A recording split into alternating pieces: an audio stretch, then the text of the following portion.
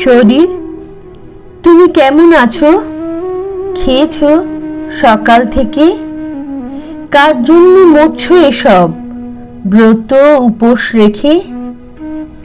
যাদের জন্য রাঁধছো বাড়ছো, করছো ঝাড়া পোছা, কাজের শেষে তারাই তোমায় দেবে কথার খোঁচা।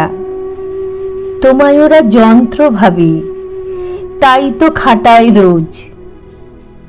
গতর তোমার ফুরিয়ে গেলে কেউ নেবে না খোঁজ।